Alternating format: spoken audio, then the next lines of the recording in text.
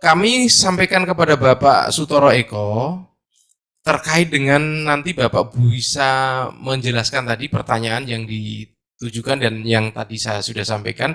Ini ada hubungan sejarah filosofisnya juga begitu. Nah, ini seperti apa sih ini para perangkat desa ini, Pak? Apakah memang diakomodir begitu? Apakah secara administrasi negara itu memang bisa ada cantolannya? Apakah menjadi P3K atau ASN? Ya. Iya, atau SK Bupati begitu. Mengingat di Undang-Undang Desa juga sudah dijelaskan secara rinci, tapi belum ada turunannya. Oleh karena itu, mohon pencerahan dari Bapak. Waktu dan tempat dipersilakan. Yeah. Terima kasih Pak Nyoto, dan kembali ke apa yang disampaikan Pak Nyoto, memang sebelum ada dua maksud tadi, melindungi perangkat desa dan menjaga kesinambungan, itu salah satu konteksnya kan PPDI pada waktu itu menuntut PNS, menjadi PNS, seperti pengalaman tahun 2007 ada sekitar 40-an ribu sekdes yang diangkat menjadi PNS. Lalu perangkat-perangkat yang lain itu KUR dan Kadus kan menuntut itu. Pemerintah dan DPR sepakat untuk menolak tuntutan para perangkat desa itu menjadi PNS. Kemudian salah satu poin yang disepakati itu adalah mendudukkan status dan kesejahteraan, termasuk melindungi. Tetapi memang ini perjalanan ini luar biasa, dan PPDI sebenarnya sudah menurunkan tensinya. Hari ini tidak menuntut menjadi PNS, tetapi ada juga tuntutan untuk menjadi P3K, kerangkanya ASN. Tetapi juga ada juga pihak lain, oh kami nggak usah jadi P3K, kami cukup menjadi aparat pemerintah desa. Yang penting itu soal hak-hak perlindungan kami itu dijalankan. Jadi ini nanti variasinya saya kira cukup banyak, dan intinya saya ingin mengatakan bahwa salah satu problematika yang lebih kompleks ini itu memang tidak sepenuhnya itu bekerja di ranah desa.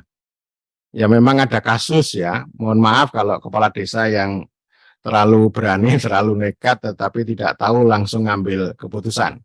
Tetapi juga ada kaitan dengan pemerintah supradesa, dalam ini adalah kabupaten.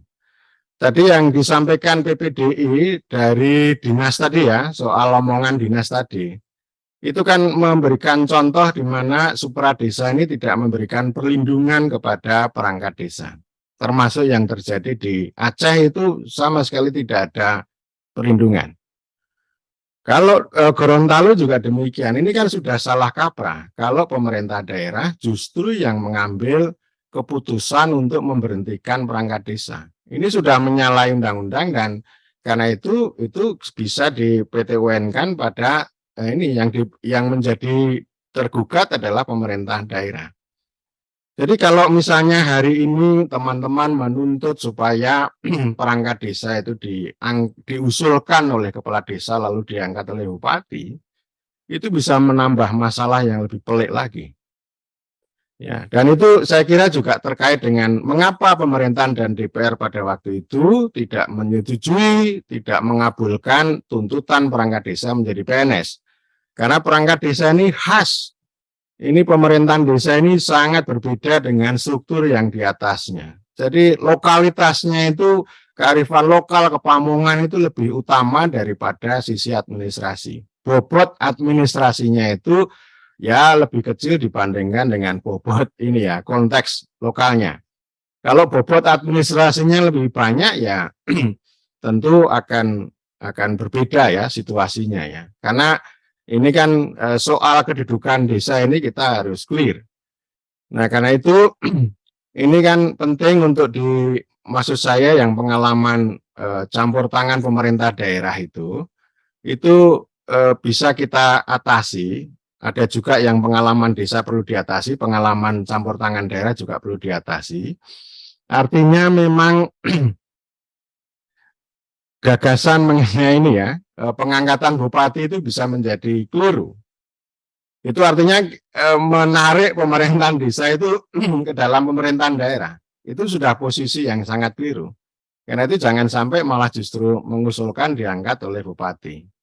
Ada juga pengalaman di Jawa Tengah, saya tidak usah sebut kabupatennya, itu kepala desa itu dikenai sanksi oleh bupati karena memberhentikan perangkat desa 4 tahun yang lalu. Jadi kepala desa diberhentikan sementara diberikan waktu 2 minggu, waktunya 2 minggu untuk mengangkat seorang sekretaris desa yang itu orangnya bupati. Jadi sanksi tetapi campur politik. Itu saya kira tidak menarik juga. Jadi yang dilakukan kepala desa memberhentikan itu salah, tetapi keputusan bupati untuk memberikan sanksi karena muatan politik itu juga salah. Karena itu ini menjadi penting diperhatikan. Sanksi boleh, sanksi yang dilakukan oleh pemerintah desa terhadap kepala desa bisa diberikan sanksi, misalnya pemberhentian 1 bulan, misalnya pemberhentian sementara, jadi kepala desa diparkir untuk 1 bulan dalam rangka untuk mengindahkan norma prosedur itu, termasuk mengembalikan para perangkat desa yang memperoleh keputusan amar dari PT UN tadi. Itu bisa juga diberikan sanksi semacam itu. Ini artinya kan dari sisi hukumnya bisa dilakukan seperti itu ya. Dan kemudian yang jauh lebih penting, ini soal pengangkatan itu bobot kewenangan kepala desa itu juga diberikan. Artinya jangan hanya diserahkan pada seleksi administratif yang itu malah justru poinnya 100%. Misalnya melibatkan perguruan tinggi misalnya. Kami ini juga setiap minggu itu ada seleksi perangkat desa. Tetapi karena kita mengikuti aturan, maka justru otoritas yang lebih banyak itu ada di seleksi ini. Itu kami sudah diskusi dengan para kepala desa di Jawa Tengah, itu kasusnya itu sangat beraneka ragam. Lalu ada 1 poin yang kita sepakati, itu misalnya yang pertama, itu pengabdian orang itu diberikan bobot 10%, lalu seleksi administratif itu diberikan bobot 50%, lalu wawancara yang dilakukan oleh kepala desa itu punya bobot 40%. Jadi dimensi politiknya otoritas kepala desa itu juga diwadahi. Nanti kan akan ketemu 100% ya. Nanti 100% itu kan akan ada ranking-ranking. Ada 1, 2, 3, lalu hasilnya diputuskan disampaikan kepada camat, konsultasi 2 belah pihak. Jadi konsultasinya harus ketemu, seperti hanya kalau misalnya menteri mengangkat dirjen, ini kan menteri juga diajak ngomong oleh Sekap, oleh Setnek dan sebagainya kan. Biasanya kan akan tanya, ini siapa dari 3 orang ini yang kira-kira cocok gitu ya. Yang kira-kira cocok, loyalitas, kapasitas dan sebagainya. Nah, maksud saya ada proses di balik norma, di balik prosedur itu yang kira-kira semuanya itu tepat ya.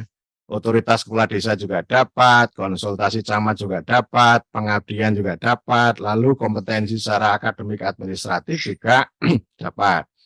Kemudian yang lain ini soal nomor induk yang sebenarnya sudah dilansing oleh Kementerian Dalam Negeri. Saya secara detail belum tahu, tetapi ini juga bisa menjadi instrumen untuk memberikan perlindungan kepada para perangkat desa. Jadi bisa saja begini, bisa saja ya, kalau misalnya ada perangkat desa yang baru dari kepala desa, karena ini kan ceritanya misalnya begini, kepala desa memberhentikan perangkat desa yang sudah ada, lalu digantikan yang baru, ya. Perangkat desa yang baru ini belum bisa running, belum bisa jalan kalau belum memperoleh nomor induk itu. Karena itu kan prinsip kepegawaian itu kan begitu. Jadi ini maksud saya, nomor induk yang ini disahkan atau dibuat oleh Kemendagri ini juga kita gunakan untuk menjaga atau melindungi perangkat desa dari diskriminasi, dari politisasi, dari hal-hal yang saya kira menyimpang. Jadi saya kira tadi ada beberapa poin secara hukum maupun secara administratif yang tujuannya untuk melindungi ya. Nanti soal kapasitas kompetensi itu poin berikutnya. Tapi nomor satu ini soal perlindungan itu dulu. Terima kasih. Baik, terima kasih Pak Sutoro. Menarik sekali. Ini tentang perlindungan hak bekerja atau kenyamanan bekerja sebenarnya. Ya. Kekhawatiran sebenarnya ya. Memang secara undang-undang dijelaskan, memang nomenklaturnya itu perangkat desa itu ada sendiri begitu ya. Ya. Jadi memang kalau Bapak tadi sih bercerita tentang sejarah filosofisnya, di sana ada unsur muatan politik dan hukumnya begitu. Memang jenis ini diciptakan seperti itu begitu. Ya. Tidak bisa, mungkin boleh saja mengusulkan baru, tetapi mungkin filosofisnya sudah jelas gitu loh ya Pak ya. Ya. Fitrahnya seperti itu.